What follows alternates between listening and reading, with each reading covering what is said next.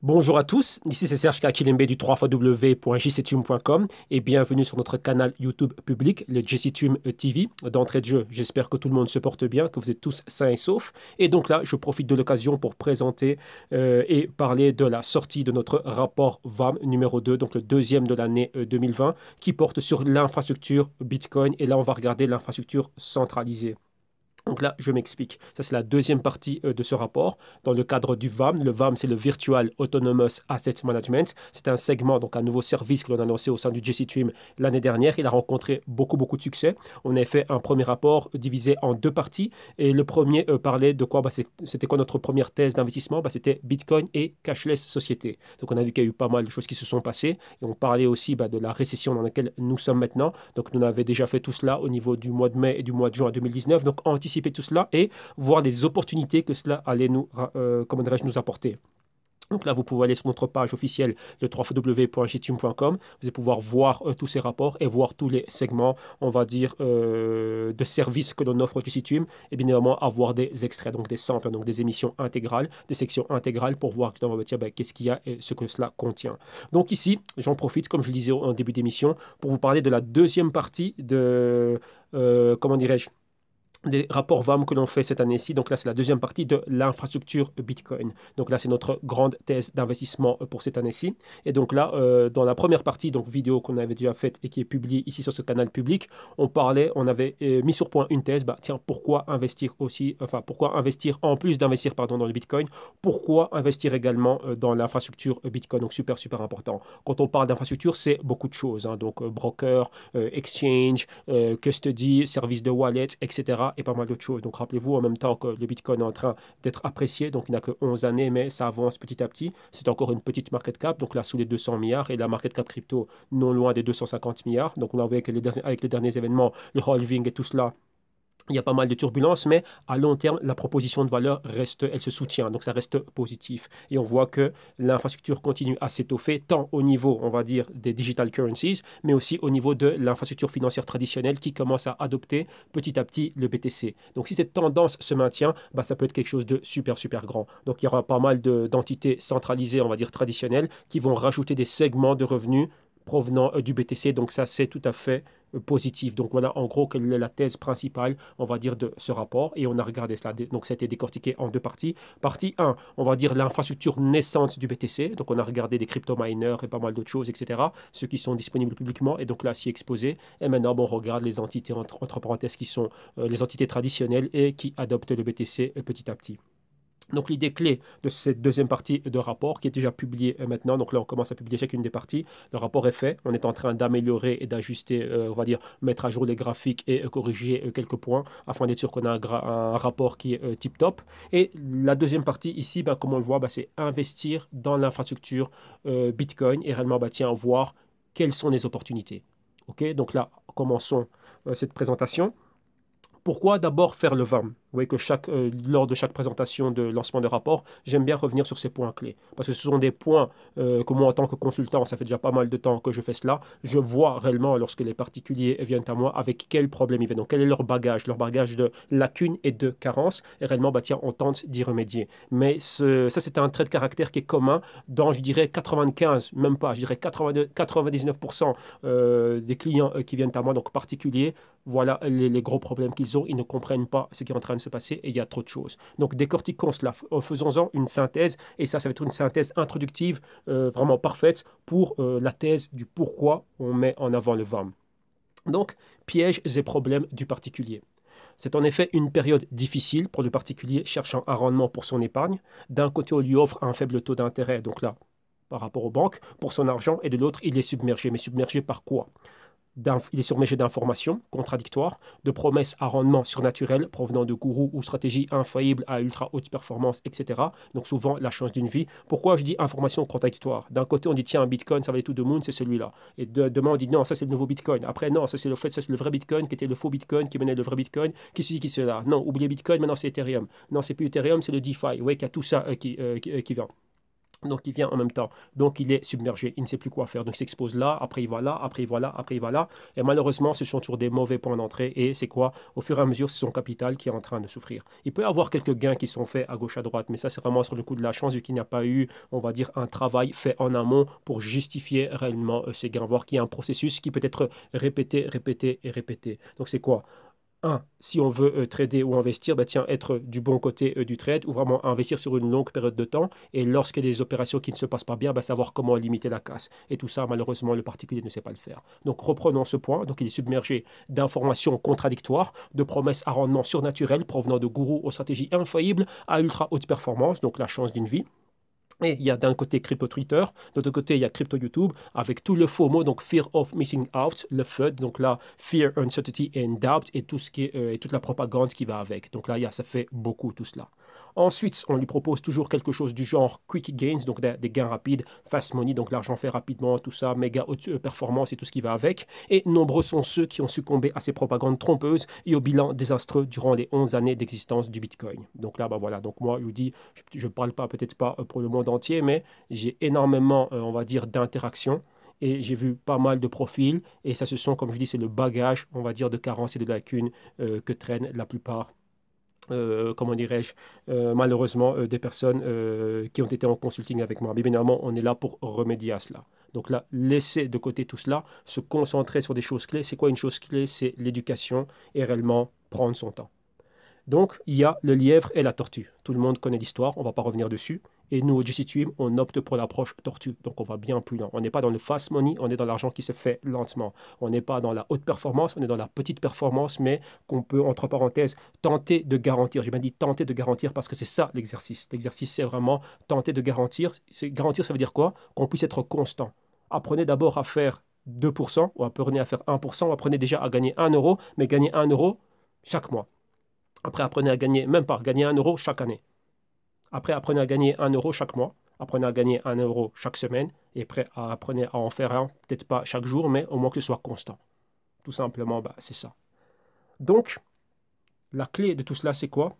Le modus operandi, on va dire que tout le monde passe à travers cela et va directement vers ce qui est beaucoup plus alléchant, le tout commence par une vision du monde. Donc c'est un brainstorming. Brainstorming, tiens, il s'est passé un événement en 2009, boum, Satoshi Nakamoto, boum, on crée le BTC. Ah, c'est quoi? Maintenant, tiens, commençons à réfléchir dessus. Comment est-ce que je peux m'y exposer? Qu'est-ce que c'est qu'est-ce que c'est? Donc là, c'est le brainstorming qui débouche sur la génération d'une idée, de multiples sessions d'analyse, donc les fondamentaux, comprendre cet actif dans lequel j'ai envie d'être investi, et comment dirais-je, additionner à cela de la recherche, beaucoup de recherche, et ensuite on a le développement d'une thèse. Pourquoi est-ce que je vais m'y exposer? Ah tiens, parce que je vois qu'il peut y avoir un retour sur investissement, mais ma thèse c'est quoi? Comment cet actif va gagner en valeur dans le futur? Et donc là, c'est moi, je vais surfer cette vague, vu que moi aussi, je vais m'y exposer. En gros, c'est cela. Maintenant, si je choisis de m'y exposer, je dois avoir deux choses clés en tête, et ça, c'est c'est le noyau dur de tout investisseur, c'est le money et le risk management. Ça, c'est des choses qui sont clés. Donc, combien d'argent je vais mettre dedans, et qu'est-ce qui se passe au cas où? Tiens, au cas où il y a une perte, qu'est-ce que je vois? C'est quoi mon unité de temps? Donc, money, risk management, et en plus de ça, on rajoute à cela une stratégie. Stratégie, c'est quoi? Techniquement, ça traite à combien? Ça vaut combien? Tiens, est-ce que c'est surévalué? Est-ce que c'est sous-évalué? Comment est le consensus? Comment est la psychologie du marché? Comment est-ce que je rentre dedans?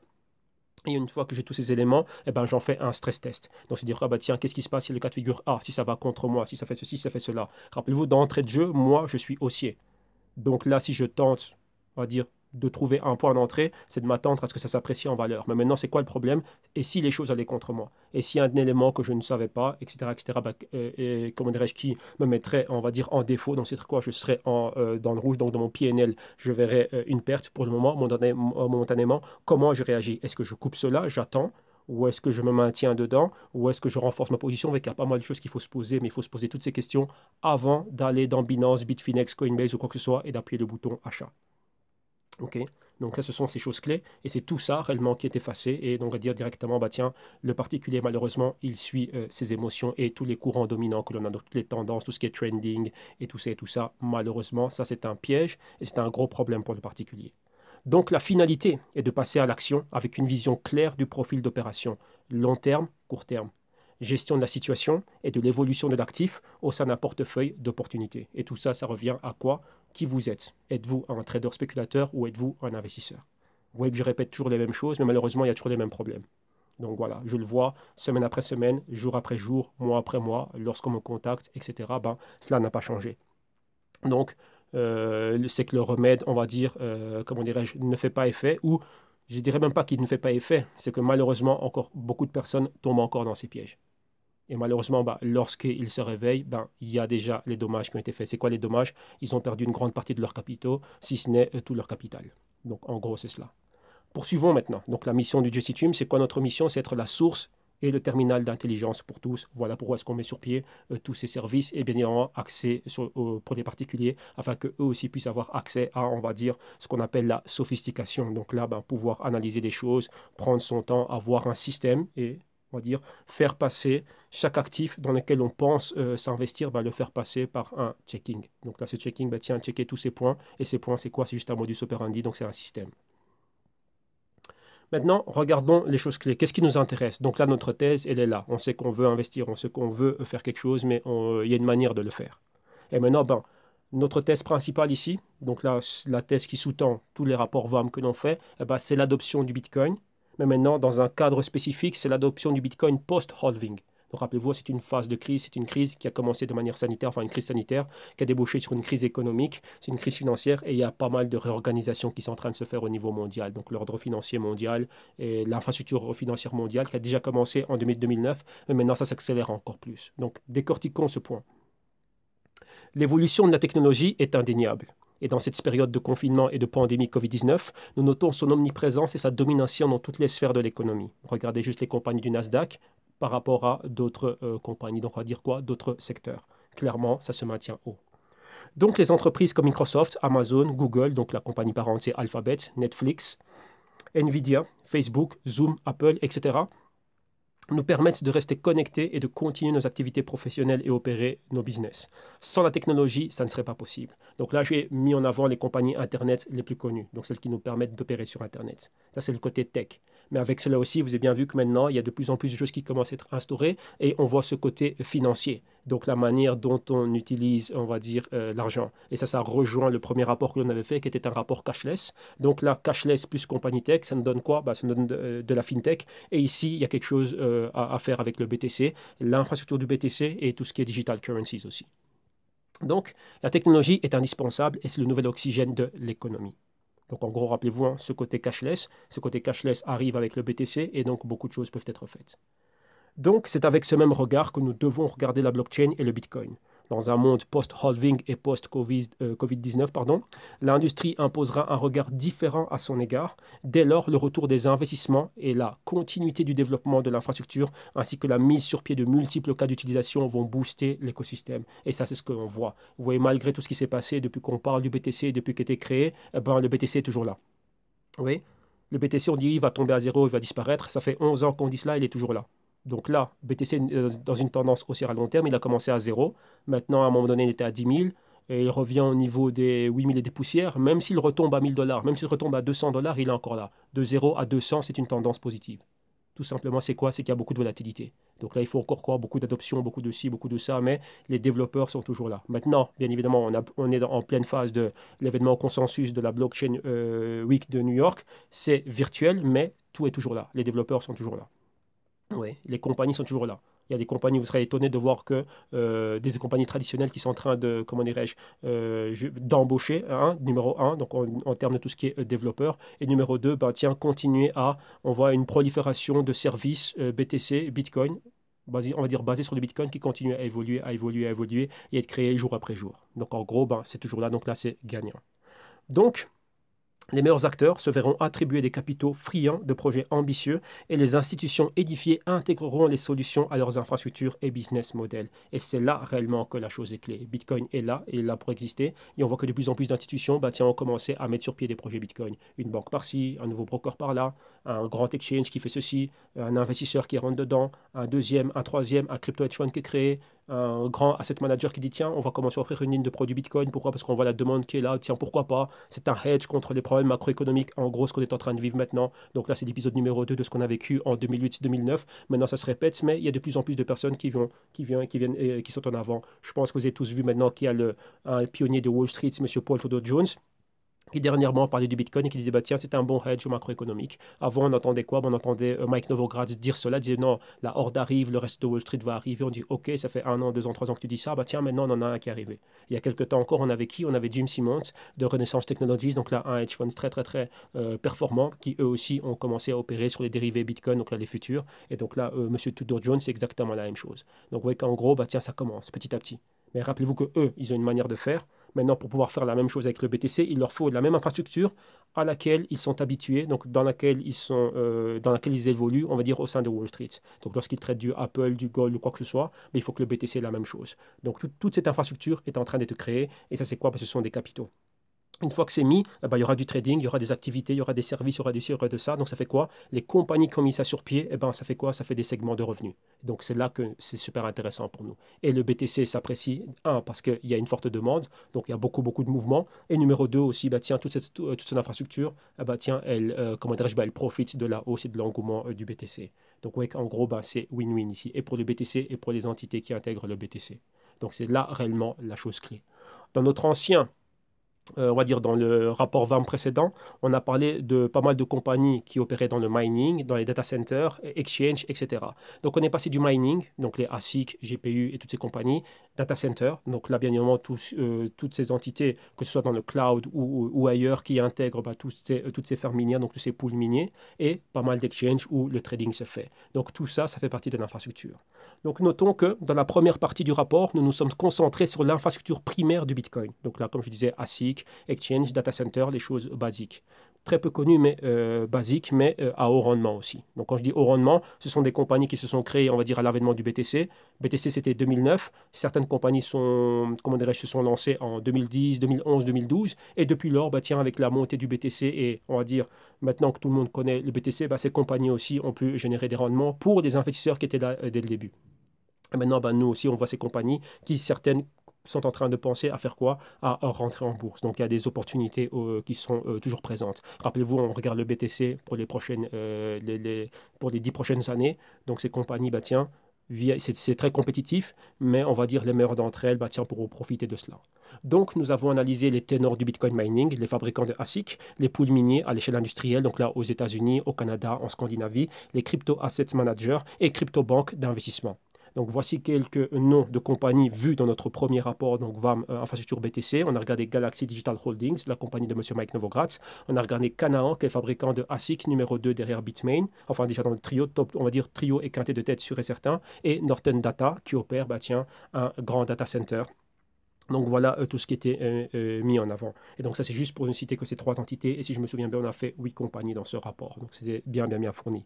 Donc maintenant, nous allons aller plus loin et générer une idée qui va nous ramener tout droit vers des entités fintech établies qui au départ voyaient le Bitcoin comme une menace. Donc rappelez-vous, une infrastructure financière traditionnelle héritée dans laquelle on est, donc le monde SWIFT, le monde post-abandon du patron or, président Nixon, 1971, jusqu'aujourd'hui, enfin jusqu'au 2009. 2009, lancement du BTC, tiens, c'est vu comme une menace, mais maintenant, tiens, on commence à adopter la menace. Et la menace, bah, tiens, ramène des revenus, donc ça devient intéressant.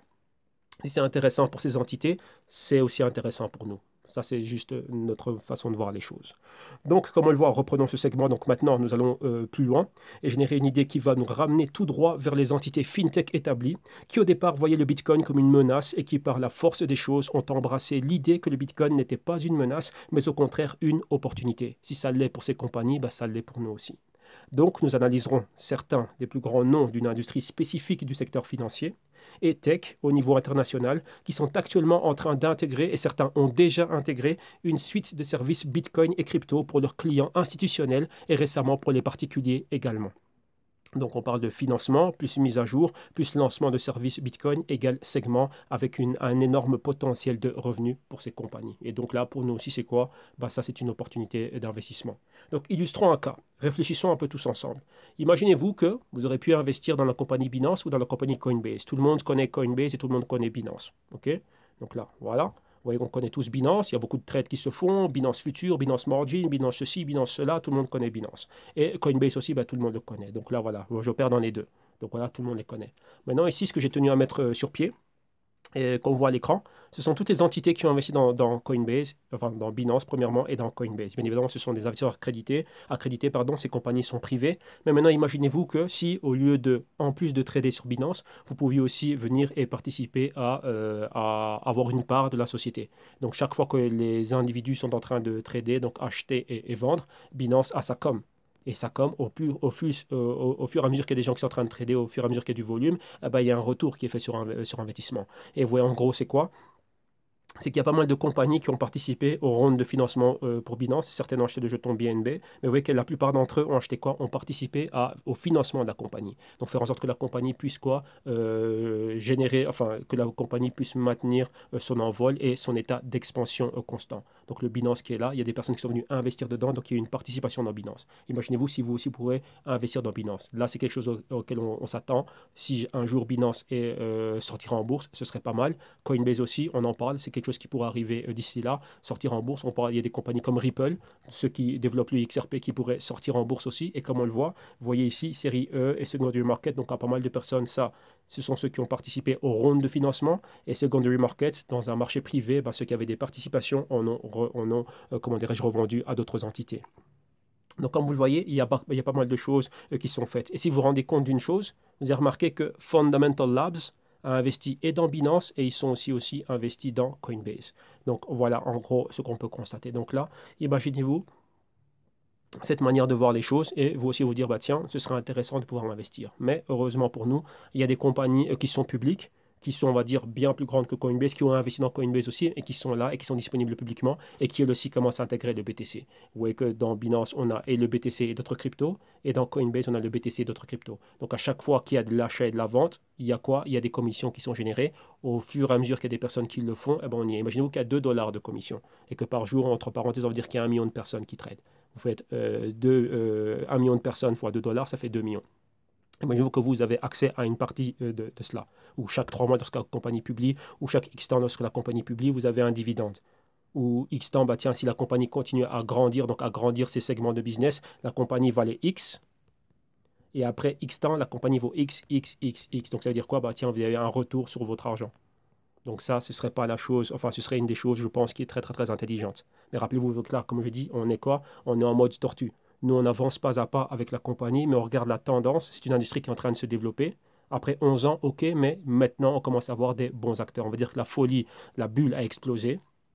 ICO 2017 et tout ça. Maintenant, on va dire qu'il y a des acteurs sérieux qui sont là. Donc, et dans l'industrie naissante, Coinbase, Binance, mais il y avait déjà d'autres entités qui étaient là déjà bien avant, qui ont plus de 10 ans, 15 ans, 20 ans, 30 ans, et qui elles aussi maintenant commencent à intégrer le BTC, comme Binance et comme Coinbase, pour que ça génère un segment de revenus pour ces compagnies. Donc, être investi dans ces compagnies, on peut s'assurer cela. Donc ça, c'est tout simplement notre thèse, tout simplement. Je pense que tout le monde connaît ces compagnies. Donc, dans cette deuxième partie de rapport consacrée à l'infrastructure Bitcoin centralisée, entités traditionnelles qui font le pont entre les deux mondes, donc entre le monde, on va dire bon, c'est de la fintech, mais le monde crypto, si je peux dire ça comme ça, et on va dire le monde de la finance traditionnelle, et d'un côté les particuliers, et d'un autre côté, on va dire les institutions, il y a pas mal de compagnies. Donc nous allons nous focaliser sur 6 compagnies qui jouent et joueront un rôle super ultra important dans l'avenir de la fintech. Ces compagnies sont les points d'entrée du capital institutionnel et dans certains cas pour des particuliers aussi. Et donc nous allons faire une analyse très poussée de ces compagnies et voir les opportunités qu'elles nous offrent en parallèle à l'évolution du crypto market et bien évidemment du Bitcoin. Donc il y a 5 segments, mais il y a une crypto-banque. C'est la première, donc là le rapport est déjà sorti, on a décortiqué une crypto-banque. Il y a un crypto-broker.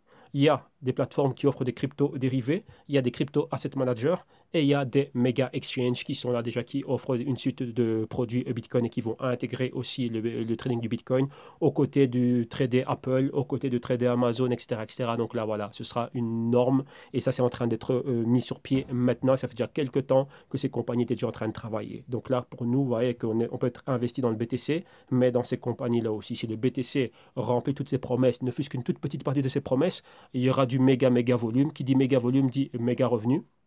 Et donc là, si on est investi dedans, tiens, on va pouvoir y participer aussi. Donc voilà tout simplement notre thèse. Donc là aussi pour être diversifié, mais avoir une diversification, comme j'aime bien le dire, qui soit effective.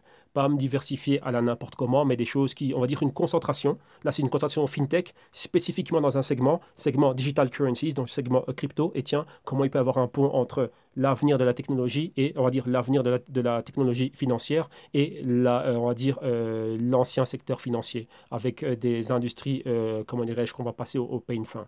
Donc la solution maintenant pour le particulier afin de pouvoir avoir accès à cela, eh ben, c'est la gestion objective et efficiente des données. Donc c'est grâce à cela que le particulier aura la capacité de comprendre les fondamentaux et de les interpréter afin de tirer avantage des opportunités qui se présenteront à lui. Et ça, c'est ce qu'on apporte, c'est ce que le JCTUM apporte à travers le VAM. Donc en gros, bah, c'est ça. Ne pas être là, c'est quoi la gestion objective? Il y a des choses subjectives. Tiens, ça va faire ça. Ça, c'est le nouveau BTC, ça, c'est le nouveau BTC, ça, c'est le nouveau ceci, ça, c'est le nouveau cela. Qu'est-ce qui te prouve réellement que c'est cela? Et même si ce l'était, est-ce que tu dois prendre toute ton épargne et le mettre dedans parce que quelqu'un te l'a dit, ton voisin te l'a dit, tu as entendu ça dans Crypto YouTube ou Crypto Twitter ou quoi que ce soit? Non. Donc la gestion objective, c'est tiens, ok, laisse-moi analyser cela. Je vais prendre une décision réfléchie. Mais tiens, j'ai envie de comprendre l'historique, cette compagnie, ça va où, quelles sont les chances, quel est le pour, quel est le contre. Et ensuite, moi, je vais décider réellement, bah tiens, si je veux y aller. Si je suis sceptique, mais je vois qu'il y a un potentiel, je ne vais pas prendre toute mon épargne et le mettre dedans. Je vais mettre X%, un tout petit pourcentage, et je vais aller, je vais regarder ce qui se passe. J'ai tout le temps. Si l'actif est là pour changer le monde ne va pas finir demain. Le monde ne va pas s'arrêter avec le Covid-19, croyez-moi. Il va juste changer. Mais dans ce changement, on peut en profiter. La thèse principale qu'on avait énumérée, qu'on a largement, on va dire, commentée dans le premier rapport VAM, on va dire la présentation du premier rapport VAM qu'on a fait l'année dernière, c'était ça. C'était un monde post-récession et on a montré que dans les anciennes récessions, il y avait des méga opportunités. Et maintenant, bah tiens, on est encore là, on est au même moment. Ce qu'on voyait, bah, ça s'est passé. Donc là, c'est pas sorcier, c'est pas magique. Juste comprendre les cycles business et quels sont les signaux qui nous montrent cela et comment en tirer parti. OK? Donc poursuivons. Quel est le modus operandi? Comment on opère au GCTUM? Pas numéro un, on génère l'idée, comme on le commentait en début d'émission, une idée originale, donc on n'a pas copié à gauche, à droite, c'est nous, on réfléchit. Rappelez-vous ce qu'on on décortiquait, enfin ce qu'on a décrit, on fait du brainstorming, donc on pense, on regarde les tendances, le monde il va où et comment. Une fois qu'on voit ça, bon, on va tenter d'associer ça à des noms de compagnies et un actif en particulier, et tiens, comment est-ce que ces choses vont dans la même direction? C'est-à-dire quoi? Vers le haut. Comme on dit, on aime bien dire dans la cryptosphère, on parle de to the moon, bah tiens, s'il va to the moon, bah tiens, il y a d'autres entités aussi qui pourraient monter to the moon avec lui. Donc tout simplement, c'est ça. Donc BU, c'est bottom up et top down. Bottom up, on commence par un actif. BTC, comment il peut impacter le monde. Et une fois qu'on atteint le monde, on regarde le monde et quelles sont les retombées. Donc il va impacter le monde, mais il va impacter quoi? Il y a des entités qu'il va mettre au chômage, si on peut dire ça comme ça, et d'autres entités qui vont profiter de l'avènement du BTC. Et donc c'est là maintenant que nous, on va trouver nos opportunités. Deuxième point, on a la conception et production d'un rapport de recherche. Vous devez avoir votre fiche d'Intel. Vous devez savoir dans quoi vous investissez et c'est ce que l'on fait. On est une boîte de recherche et de consulting, c'est ce qu'on fait principalement. Rappelez-vous, comme je vous dis, les émotions et la précipitation du particulier fait que tous ces stades sont omis. Il omet cela et ça finit par quoi? Une catastrophe, vu qu'il ne sait pas dans quoi il investit. Troisième point, stratégie et mise en exécution du plan et gestion de l'idée originale d'investissement. Donc là, c'est le money et notre risk management et on gère la position tout au long. Si on choisit de s'y exposer pour X temps, eh ben, on gère cela. Et rappelez-vous, gérer, ça veut dire quoi? Suivre la compagnie aussi. Pas, j'ai acheté, pas buy and hold, comme on dit, et bye bye. Non, on suit la compagnie de manière journalière, de manière hebdomadaire, de manière mensuelle, trimestrielle, semestrielle, annuelle, etc. Mais on la suit. Chaque changement, vous devez savoir ce qui se passe. Okay, ainsi que le BTC. Donc le scénario parfait pour rentrer dedans, rappelez-vous, hein, limiter la casse au maximum, eh ben, c'est récession et bear market. Et on est en plein dedans. Mais rappelez-vous, ça s'anticipe. C'est pas maintenant qu'on se dit, ah bah tiens, je vais faire quoi? Non, on a prévu tout cela avant. Rappelez-vous, on a nos vidéos qui sont là et n'ont pas bougé. Vous pouvez les regarder, le raisonnement qu'on avait derrière tout cela, comment on a tiré nos conclusions et ce qu'on attendait. Maintenant, on est en plein dedans, maintenant on exécute le plan. Tout simplement, c'est ça. Et on va montrer ici, bah tiens, un des points clés qu'on attendait, qui est arrivé là où nous, on pensait que ça allait arriver, enfin, selon nos analyses, et maintenant, bah tiens, comment est-ce qu'on enfin, on est déjà en train d'opérer dedans. Donc, scénario parfait, récession bear market, on est en plein dedans. 1. Profiter de la baisse, si on a les possibilités shorter. Vous avez vu que maintenant, avec la chute des marchés, il y a eu beaucoup de problèmes. Donc là, certains shorts ont été réduits à travers différents exchanges. Il y a eu des coupures au New York Stock Exchange. Donc dans tous les cas, ça peut pas, enfin, c'est pas toujours possible, mais bon, on peut déjà, si on peut, tant mieux. Si on ne peut pas, c'est pas grave, quoi. On laisse les choses venir à nous. Ensuite, on achète les meilleurs stocks, on fait les soldes. Mais rappelez-vous, quand on dit acheter les meilleurs stocks, ça veut dire quoi? C'est pas parce que quelque chose est tombé que c'est un investissement potentiel. Oui, le pétrole, tiens, c'est tombé, mais est-ce que ça va se récupérer? Est-ce que ça va ci? Est-ce que ça va ça? Un exemple tout simple, revenons en 2000-2009. Toutes les compagnies sont tombées, en moyenne de 50 à 70%. Qu'en est-il de Deutsche Bank? Apple est tombé, Apple s'est récupéré. Netflix est tombé, Netflix s'est récupéré. Amazon est tombé, Amazon s'est récupéré. Nvidia est tombé, Nvidia s'est récupéré. Qu'en est-il de Deutsche Bank? Ouais. Donc, c'est pas parce que quelque chose tombe que, OK, là maintenant c'est sous-évalué, c'est si cela je dois acheter. Quand on dit acheter les meilleures compagnies, c'est pas uniquement en termes de prix, c'est aussi en termes de fondamentaux. Est-ce que ce business est viable dans un monde post-crise? Maintenant, on a pas mal de crises. Covid-19, récession, crise financière. Maintenant, dans un monde, dans la nouvelle norme dans laquelle on va vivre, quels sont les gagnants? On commence déjà à les voir maintenant. Il y a déjà des entités qui prennent le monopole et qui bombent du torse, qui réellement sont autoritaires et qui vont de l'avant. Donc il y aura pas mal de perdants. Donc là, en 2008-2009, c'était les Lehman Brothers et autres. Maintenant, on en verra pas mal. Ça a déjà commencé, il y a déjà des compagnies qui sont en banqueroute maintenant. Et ça va continuer. Donc des business models qui vont être changés. Restaurants, cinéma, aviation, tout ça, ça va changer. Vous voyez, pétrole, véhicules basés sur diesel, gaz et tout ça, c'est en train de changer. Véhicules électriques, ça change. Cashless, tout ça, c'est en train de changer. Donc là, maintenant, il faut connaître le business model et les fondamentaux de ce business. Parce qu'il y a aussi une compétition. Il n'y a pas qu'un acteur. Il y a 2, 3, 4, 5 acteurs qui font la même chose. Mais tiens, lequel d'entre eux va être le cheval gagnant? Ou les chevaux gagnants? Ceux qui seront là. Si on prend l'industrie du iPhone, du smartphone, avec qu'il n'y a pas que Apple. Il y a pas mal d'entités, il y a pas mal de compagnies. Donc tiens, si on peut être exposé sur toutes ces compagnies, tant mieux.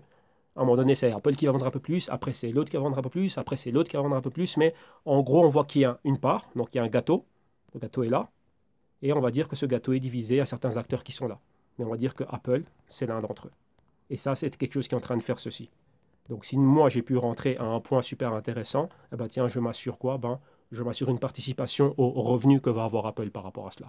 Et lorsqu'on est dans un bear market, si Apple, sa thèse fondamentale n'a pas changé, dans un monde post-crise, tiens, Apple pourrait continuer à vivre. Donc là, ce serait, on va dire, je veux dire quoi, ce serait une bonne chose de m'exposer à Apple. Vous voyez, donc là, on ne prend pas tout et n'importe quoi. Donc c'est quelque chose qui est super, super clé. OK?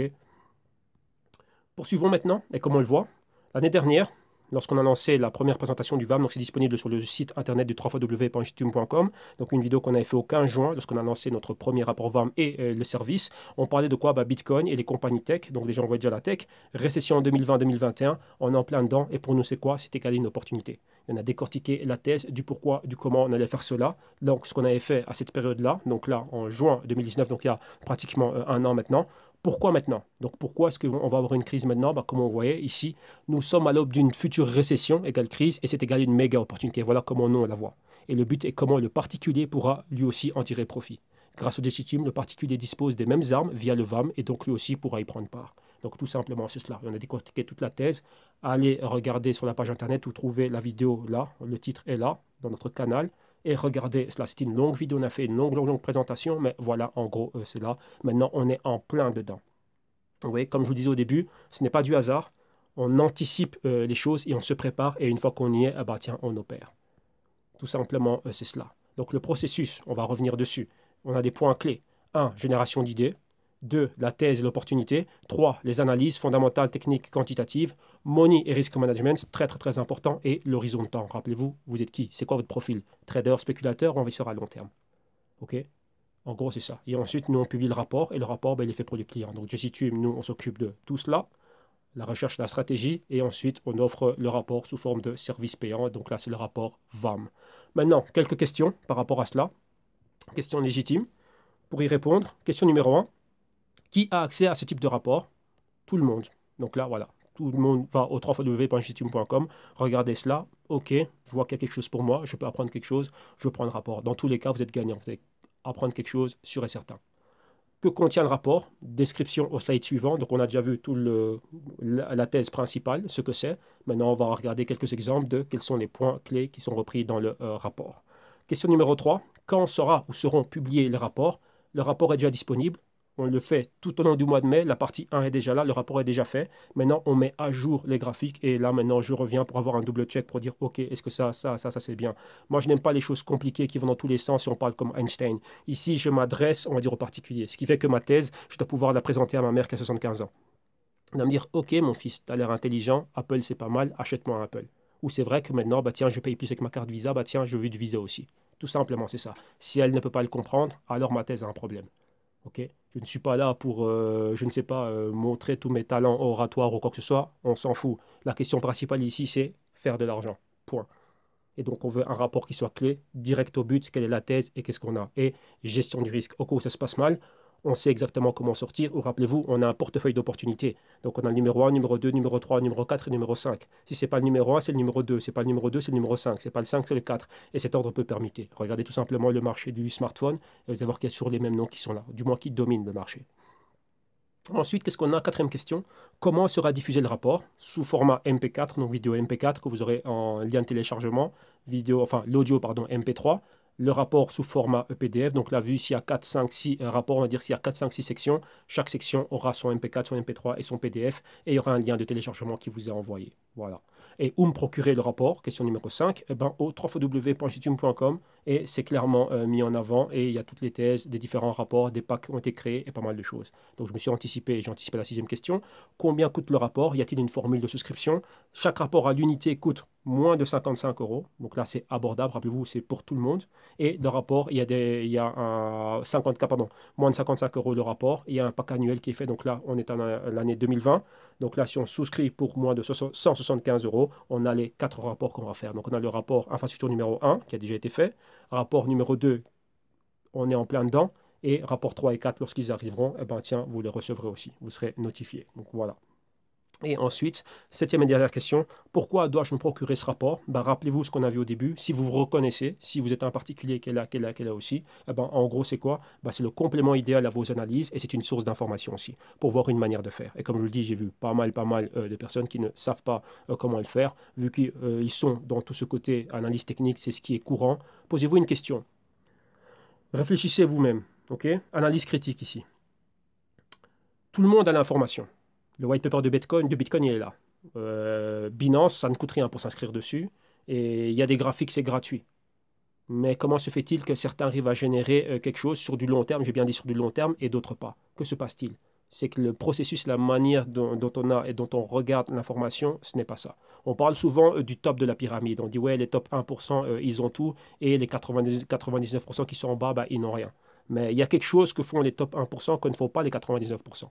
Donc en gros, avec toute l'information qui est disponible et pour les 1% et les 99%, il y a des choses particulières, spécifiques que l'on peut faire, même avec l'information que l'on a. On n'a pas besoin d'un terminal Bloomberg qui coûte je ne sais combien de milliers d'euros pour faire ci, ça, mais il y a des choses que l'on doit faire. Transformer l'information que l'on a en opportunité.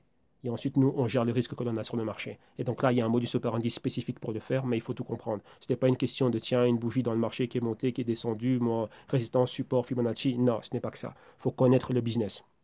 Ok, le business et ensuite, tiens, comment on rentre dedans. Et tout ça, c'est éliminer les émotions et le fait d'avoir un processus, un modus operandi, un système que l'on suit, quelque chose que l'on fait systématiquement chaque fois qu'une opportunité se présente, et ben ça nous protège de nos émotions et ça nous évite de faire tout et n'importe quoi avec nos capitaux.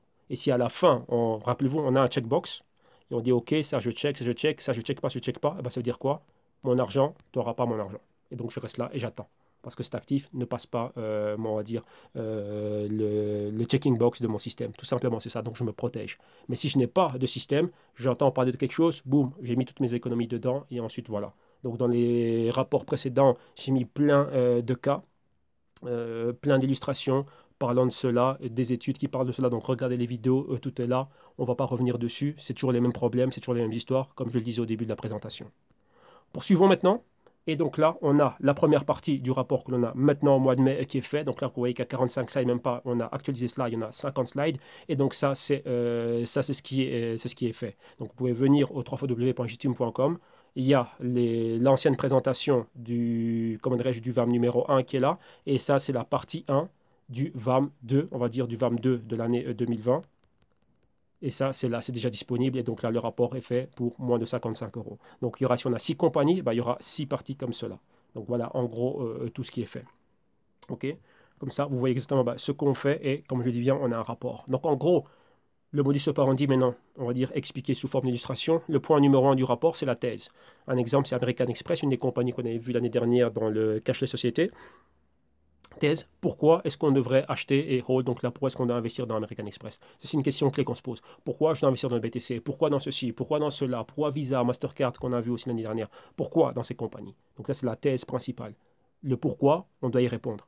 Ok, parce qu'il y a ça, la compagnie fait ça. Rappelez-vous, nous, c'est quoi? On veut regarder ce qui se passe dans un futur fintech, monde Post-Covid-19, post-récession, crise dans laquelle on est maintenant, est-ce que cette compagnie va rester compétitive, prendre des parts de marché et aller de l'avant, générer des revenus? Et moi, si j'y participe, eh ben, je participe aussi à ces futurs revenus. Ça, c'est la thèse principale. Une fois qu'on l'a, on se dit, OK, on doit pouvoir développer cela. Donc après, on passe à la phase développement de la thèse. Ça doit être consistant, pas juste 2-3 lignes, ça doit être consistant, clair et consistant. Point suivant, la performance. Rappelez-vous, on doit connaître les fondamentaux de la compagnie. Donc, là, ce sont des points que l'on fait. On s'attarde beaucoup sur les fondamentaux. On doit décortiquer tout ce que fait le business, leur segment de rendement, comparer aussi à d'autres acteurs. Donc, rappelez-vous, leurs compétiteurs. Et ensuite, bah, tiens, on pourrait être capable de savoir ce qui se passe. Comment la compagnie fait de l'argent, comment la compagnie gère cela, c'est quoi le management, qu'est-ce qu'ils font, les dettes de la compagnie, etc., etc., etc. Et ensuite, nous, bah, tiens, comment on choisit d'y aller. Donc, on regarde les performances et les fondamentaux. On étudie le bilan, le cash flow, tout ça, les statuts financiers. On doit les connaître. C'est un impératif. Si on ne fait pas cela, on joue au bi. Il vaut mieux aller à Las Vegas. Enfin, je pense maintenant qu'on ne peut plus aller, mais aller à Las Vegas virtuel et jouer là. OK? Point numéro 5, les niveaux clés. C'est ensuite qu'on regarde maintenant le niveau technique. Stratégiquement, comment est-ce qu'on va s'y exposer? Est-ce que la compagnie est surévaluée ou est-ce qu'elle est sous-évaluée? Et ensuite, on a quoi? On a notre matrice. Donc là, c'est les niveaux clés que l'on regarde. On identifie, on se dit, tiens, moi, je vais rentrer comme ça, comme ça, comme ça, parce qu'on voit qu'il y a ça, ça, ça, ça, ça. Ce sont des probabilités. Là, ce serait un niveau où il y aurait moins de risques pour nous, moins de risques pour notre capital, mais un méga potentiel aussi. Rappelez-vous, on parle de long terme ici. Nous, on parle d'un monde post-Covid-19, post-récession, nouveau monde digital. Donc là, c'est les 10 prochaines années. OK? Et enfin, on termine par un risque management. On a notre matrice de risque et on regarde ce qui se passe par rapport à ce qu'on pense mettre dedans. Qu'est-ce qui se passe? Des scénarios catastrophes. C'est ça le stress test. Qu'est-ce qui se passe si j'ai mis 1000 euros à 100 euros? OK, qu'est-ce qui se passe si quelque chose se passe, il y a une chute de 25%, une chute de 50%, une chute de XXX et on calcule tout cela. Donc en gros, c'est ça le stress test. On fait pas mal de simulations. Même pas besoin d'avoir des choses compliquées, juste avoir un Excel, même juste quoi, crayon, papier, et on se dit, bah tiens, qu'est-ce qui se passe ici, ça, ça, ça, ça. Pourquoi est-ce qu'on fait cela? Parce qu'on doit se dire, bah tiens, est-ce que je suis confortable avec cette exposition? Est-ce que je crois réellement dans la compagnie? Qu'est-ce qui va se passer? Un aspect que beaucoup de personnes oublient, c'est leur propre psychologie. Ouais. Vous jouez avec la psychologie des autres, mais la vôtre aussi. Qu'est-ce qui se passe maintenant si vous avez votre portefeuille, vous avez quelque chose là, vous regardez votre BTC ou quoi que ce soit, on va dire l'action d'American Express, et là voilà, on vit la chute qu'on vient de vivre maintenant. On va décortiquer cela. Et que vous voyez le truc qui tombe de 50-60%. Et vous étiez dedans. Vous êtes rentré comme dans un exemple, comme dans un BTC au top, au haut. Et boum, vous voyez 60%. Comment vous vous sentez? En gros, c'est ça. Donc le fait d'avoir un stress test, déjà, on voit cela. On dit, bah, tiens, je dois savoir que je suis exposé à l'éventualité qu'il se passe ça, ça, ça et ça. Et c'est là maintenant qu'on met sur pied des stratégies de hedging. Si ça se passe, que ça chute de autant, est-ce que je suis couvert? Est-ce que j'ai un actif qui est corrélé négativement avec American Express, qui va aller dans l'autre sens, ou ceci, ou cela, ou cela? Ou est-ce que moi, je vois ça comme une opportunité parce que les fondamentaux, le business plan et le business model n'ont pas changé et au contraire, je vois qu'il y a toujours une opportunité et pour moi, c'est une opportunité d'entrée. Tout ça, ça doit être prévu. Donc voilà pourquoi est-ce qu'on passe par ces choses-là. Et ça, c'est ce qu'on fait systématiquement. Pardon. Donc maintenant, regardons une chose. Revenons sur un actif que l'on avait vu, qu'on avait décortiqué dans notre VAR. On dit, bah, tiens, là, il peut y avoir une opportunité par rapport à cela. Et justement, restons avec American Express. Ce que vous voyez ici, c'est au 1er juin 2019, donc lorsqu'on parlait de notre premier VAM. Et on a décortiqué l'actif. On est remonté dans son historique, voir ce qui se passe lorsqu'il chute. Ici, on a 2008-2009. On voit la méga chute. Vous voyez que ça a chuté de 83%. Donc, comme je vous dis, imaginez-vous, vous avez acheté American Express ici. Comment vous sentez-vous lorsque vous voyez que ça a chuté de 83%? Oui.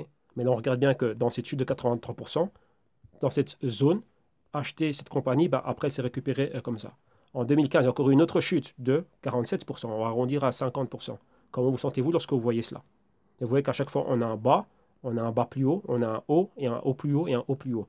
Plus récemment, maintenant, qu'est-ce qu'on a eu? Nous, on voyait ce point. Donc là, rappelez-vous, hein, c'est au 1er juin 2019. On voyait cela. Et pour nous, c'était un point d'entrée dans American Express. Mais on a dit, tiens, s'il chute de la même manière, donc on fait une moyenne, on dit, tiens, qu'est-ce qui se passe si ça chutait de 50% par rapport au point où il était? Bien évidemment, c'était un peu plus haut, mais on commençait déjà à faire des éventualités pour dire, tiens, à quel niveau est-ce qu'on aimerait bien rentrer dedans? Ça peut être rentable parce qu'on voit que tiens, il y a un certain patron, American Express, le business est là, c'est solide, ça peut continuer de l'avant, ils peuvent être compétitifs dans tous les segments qui sont en train de desservir, leur clientèle, etc. Donc ça tendra à voir, tiens, American Express bas, risque et potentiel haussier. Donc c'est quoi? Sur base de une récupération, chuter, récupération. Mais là, ça peut prendre X temps. Ça, c'était au 1er juin 2019. Maintenant, regardons là, au 2 mai 2020, American Express a atteint le niveau haut des 140. Vous voyez que là, on était à 120. Donc, on est monté encore $20 plus haut, 140, qu'on voit là. Et qu'est-ce qui s'est passé? Ben, encore une fois, la méga chute. Donc là, ouais, la chute, là, ici, atteindre les 140, et la chute qui a été faite. Donc passer de 140 $, chuter à 67, et donc là, c'était quoi? Un des premiers points, j'ai dit, OK, là, on peut commencer à intervenir. Là, maintenant, American Express nous intéresse. Regardons. Maintenant, ici, qu'est-ce qu'il y a? Rappelez-vous, si on a différents points d'entrée, eh ben, maintenant, on est en train de faire quoi? Réévaluer le business. Regardez, est-ce que ce business, là, il a été touché d'une certaine manière? OK. Quels sont ses clients? D'où viennent ces segments de revenus? Qu'est-ce qui se passe maintenant? Comment ces revenus vont être touchés? Maintenant, en pleine phase de Covid-19, ensuite, récession économique, probable récession, crise de dette, crise financière. Qu'est-ce qui se passe maintenant pour eux? Leur dette, leur niveau de dette, c'est comment? C'est comment leur business? Qu'est-ce qui se passe? Quels sont les prospects pour le reste de l'année? Ils ont publié quand? Le management se dit quoi? Tout ça, on suit. Si le management ne nous convainc pas et que leur business model ne nous convainc pas, si on a juste mis, on va dire, un cinquième de ce que l'on a, donc que ce soit 10, 20, 30, 40, 50 000, même 10 euros, peu importe, on va pas 10 euros, on ne peut pas acheter l'action, mais bon, vous comprenez, on va dire 1000 euros, eh ben, on ne va pas rajouter plus d'argent. Le reste que l'on a, donc les 4 cinquièmes restants, on irait peut-être voir un autre compétiteur ou voir autre chose. Tout simplement, c'est ça. Mais vous voyez que là, on a un système que l'on fait chaque fois et on n'est pas là, on ne cède pas à nos émotions. On sait ce qui est en train de se passer. Maintenant, on y est, on est dans la zone que l'on attendait. Maintenant, American Express doit passer le test. Tout simplement, c'est ça. Rappelez-vous ce que je vous montrais, le checking box. S'il y a un des points n'est pas checké, on dit tant que ce point n'est pas OK pour nous, selon nos analyses, selon nos métriques analytiques, on n'est pas dans American Express. Si on avait une mini-exposition, parce qu'il y a toujours on ne sait pas, il y a quelque chose qui peut survenir dans 1 mois, 2 mois, 3 mois, on ne sait pas, qui peut être terrible, ou un de ses compétiteurs qui lui explose et American Express reprend ce business et ses clients, et c'est un segment de revenus pour lui, ah, là c'est pas mal. Mais ne fût-ce que d'avoir été, comment dirais-je, exposé à cette compagnie un tout petit peu, bah, ça fait que je peux profiter de cela. Vu qu'on a vu que chaque fois qu'il y a une chute, une crise, ça se récupère, chute, crise, ça se récupère, chute, crise, ça se récupère. Ça ne se récupère pas parce que American Express est joli. Ça se récupère parce qu'American Express a un bon business. Point. Et nous, ce qu'on fait, c'est investir dans les business. Si le business est bon, on est dedans. Le business n'est pas bon, on n'y est pas. C'est aussi simple que ça. Mais c'est simple à dire, mais maintenir la discipline d'avoir un système mis sur pied et qu'on ne triche pas avec son système, c'est ça qui est dur à dire. Et ne pas céder à ses émotions, c'est ça la chose la plus dure. Et c'est là maintenant, comme je le disais, ce sont les carences et les lacunes des particuliers. Parce que les professionnels font ça, point. Mais les particuliers, non. Donc on peut ramener la même sophistication ici pour les particuliers. Et faire un rapport, faire ci, faire ça, suivre, comprendre les fondamentaux, ça, et pas juste tracer des lignes sur un graphique, c'est une autre histoire. Et donc il faut savoir aussi de quoi on parle, comment on fait et quoi regarder. Et comment donner un sens à tout cela. Rappelez-vous que tout ce qui est analysé, à la fin, c'est d'être transformé en opportunité. Donc c'est quoi? À la fin, je dois véritablement prendre de l'argent et injecter ça à un certain moment donné. Et déterminer, bah tiens, mon horizon de temps et tout ce qui va avec, et gérer mon portefeuille d'opportunités. Et en ayant le risque sous contrôle. Donc, voir qu'est-ce qui pourrait se passer d'imprévu. Voilà, maintenant, on est en plein Covid-19. Qu'est-ce qui se passe maintenant si American Express est beaucoup plus touché que sa chute? Comment je le vois? Est-ce que c'est une opportunité de racheter encore beaucoup plus bas? Rappelez-vous, hein, au plus bas, ça va. Donc là, au plus bas, chute l'action. Et rappelez-vous que son business model reste OK. Au plus, j'ai. Si je rentre à ici, c'est combien là? 60 $. OK, on va le dire là. Je rentre à 60 $. Le temps que ça se récupère à 120, ben là, je peux faire un petit 100%. Mais qu'est-ce qui se passe maintenant si ça chute à 40 $? Et rappelez-vous que le business model reste OK. Bah, déjà de 40 à 80, ça fait 100%. De 80, on va dire, chaque fois qu'il y a 40 $, donc là, ça fait 200%. Et si on va au-delà, 300, 400, 500, c'est là réellement que j'ai un bon retour. Oui. Mais maintenant, bah tiens, est-ce que moi, j'ai le bon système qui me permet de décortiquer cela? Est-ce que je comprends la nature de ce business? Et est-ce que j'en fais le suivi? Parce qu'ici, il n'y a pas de place au hasard. Comme je vous en parle bien, c'est anticipation et préparation. Et ensuite, une fois qu'on est live, on doit opérer, on gère le risque, on gère le portefeuille d'opportunités. OK? Donc là-bas, voilà, tout simplement. Donc, le pipeline du premier semestre 2020, partie numéro 1, Bitcoin, infrastructure, mining, data center, etc. et services, tout ça, on a déjà fait. Donc, là, le rapport est déjà disponible. Maintenant, on est en plein rapport numéro 2. Vous avez la première partie déjà été publiée. Donc là, il y a 6 parties au total. Donc, ça dépend si dans certains rapports, on peut avoir 2 compagnies, mais ça m'étonnerait vu que ce sont des compagnies traditionnelles. Donc, il y a beaucoup de choses à voir, beaucoup de fondamentaux, beaucoup de segments de business et voir comment est-ce que le BTC peut ramener un plus ici. Donc là, ce sera un rapport. Donc, on en aura 6 au total. Donc, il y aura 6 sections. Et donc là, on est en pleine partie 2. Donc, c'est quoi? Infrastructure centralisée du BTC. Donc, voilà pour notre VAM, Virtual Autonomous Asset Management. Le service est disponible au www.jctum.com/solution, mais allez sur la page, vérifiez la page, visitez la page, surfez, regardez ce qui se passe. Il y a pas mal de vidéos pour chacun des segments que l'on a. Donc, il y aura beaucoup de choses aussi que l'on offre au JCTUM. vous êtes intéressé, vous pouvez nous écrire au business@jctube.com ou directement à partir de la page, il y a un aparté de messages, vous envoyez des messages, on revient vers vous le plus rapidement possible, sous 24-48 heures. Et ou sinon, si cela vous tente, on vous retrouve de l'autre côté et vous allez pouvoir profiter vous aussi du rapport. Donc voilà, c'est ici que s'arrête ma présentation et on reviendra un peu sur d'autres vidéos banco que l'on fait de temps en temps pour parler un peu de ce qui se passe au niveau des marchés. Comme vous voyez, on est super occupé. On vient de finir les Global Blockchain Research. Maintenant, on est en plein rapport VAM et puis tout ce qui se passe au quotidien, donc les block news que l'on fait, les consultings que je fais, donc là, beaucoup de choses, plein de choses en pipeline, mais on est là, toujours vif, toujours présent et c'est maintenant pour nous qu'il y a des grandes opportunités, mais rappelez-vous, c'est avoir le risque sous contrôle et savoir ce que l'on fait.